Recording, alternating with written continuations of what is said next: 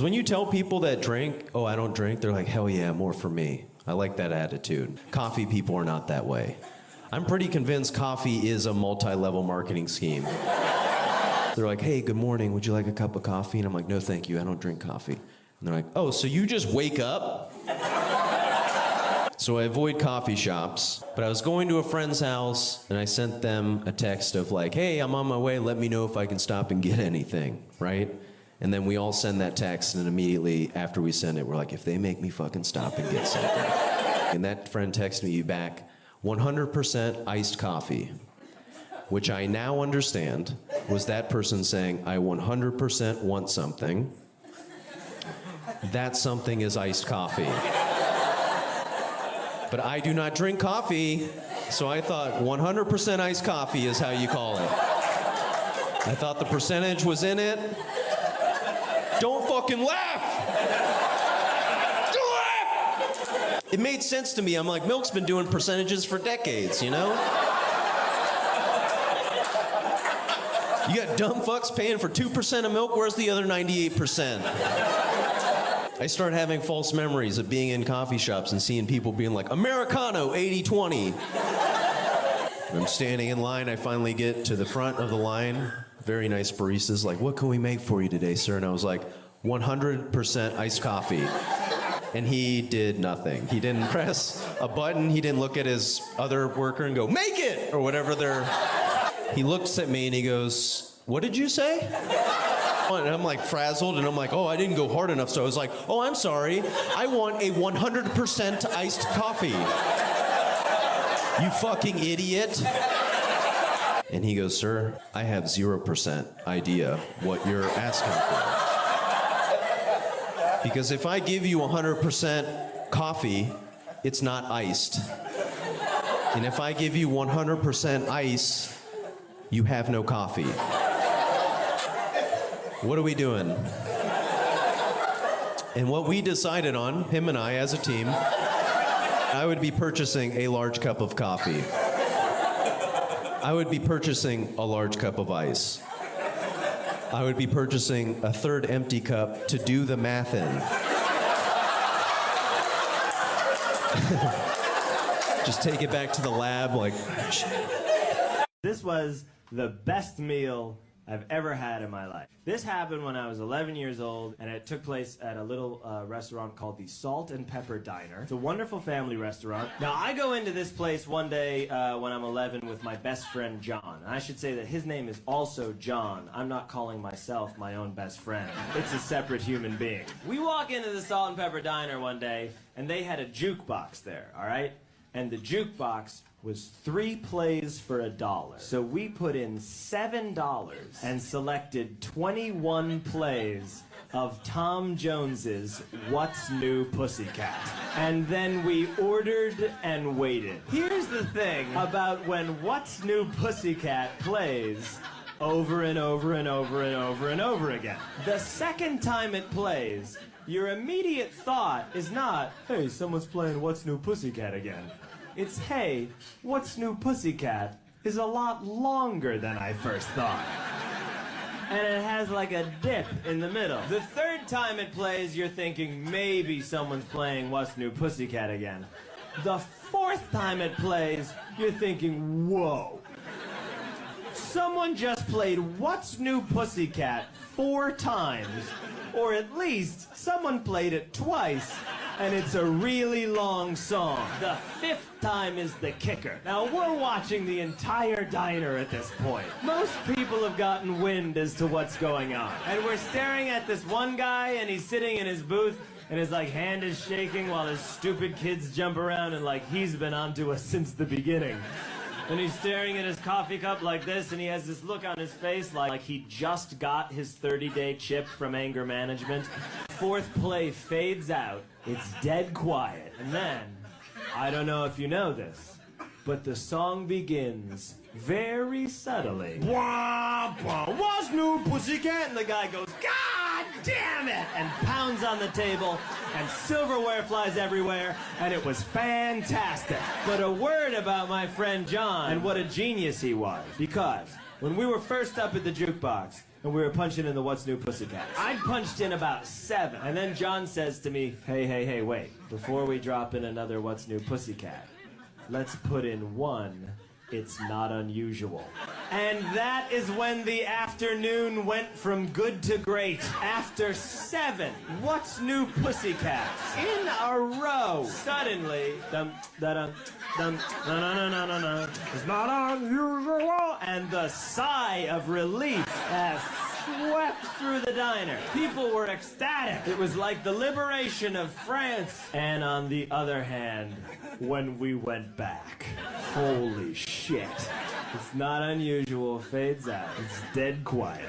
What's New Pussycat? People went fucking insane. No one could handle it. And they were surrounded by this, like, seemingly indifferent staff, you know, that was just like, yep, same shit as always. My only wish is that one of the schizophrenics had stood up and been like, now you know what it's like to live in my brain. They unplugged the jukebox after 11 plays, and that was the best meal I've ever had. Blown away when I first got to the United States. I'm in LA on a Saturday night, and this is a conversation I overhear. This guy goes, "Hey dude, do you want a beer?" And his friend goes, "No thanks, I'm sober." And the whole bar clapped. I was rocked. If you said that in Australia, you'd be punched in the head, wouldn't you? But in America, it's all about changing your life, and you can talk about yourself, you know. So someone goes, "Oh, I'm sober," and they're like, "Oh, new year, new you, okay. This guy's getting healthy, let's get him a smoothie." In Australia, if you're like, "No beers for me, mate, I'm sober," everyone goes, "Yeah, he's killed someone with his car, hasn't he?"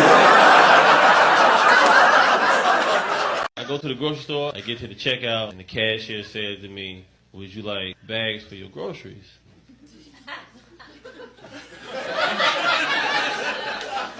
I was like, that's the only way I'm gonna get this car.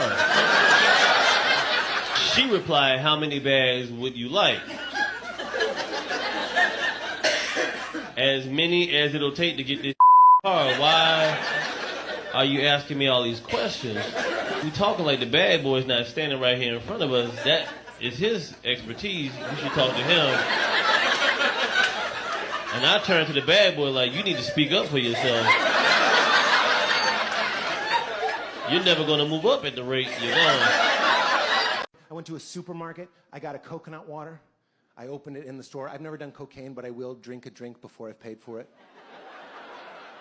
You hear that safety seal break, you're like, ooh, it's a rush, you know what I mean? Then you walk around drinking it proud. You can't hide it. You have to be like a sheriff, like, yeah, just kind of checking it out, walk around. Like you work there, like, hey, Kyle, can we get more Sun Chips on 7? You know, like that.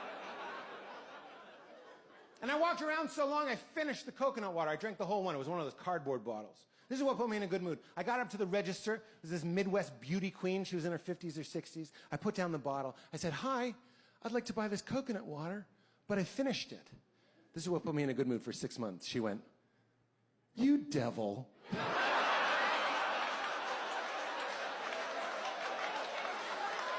That's all it takes. Joy is so easy. A Midwestern woman called me the devil for hydrating on my own timetable. Do you ever watch your parents being grandparents and think to yourself, who are you? Who are you? And when did you become so nice? When I was 14, I remember it clearly. Every day you were a nightmare, you know? My mum would say to me, "You wait till your dad gets home."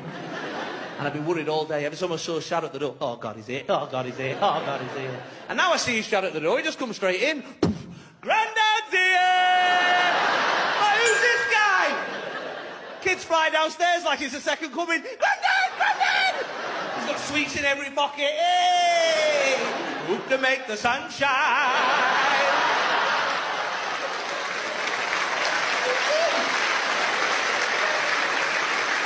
Say cursor, he ain't gonna get that. Is there a stick blinking in whiteness? Do you see this? Like, yeah, I see it. I said, type in www.yahoo.com. He types it in, presses return. He's like, I got nothing. You gotta call the internets and tell them I got no website.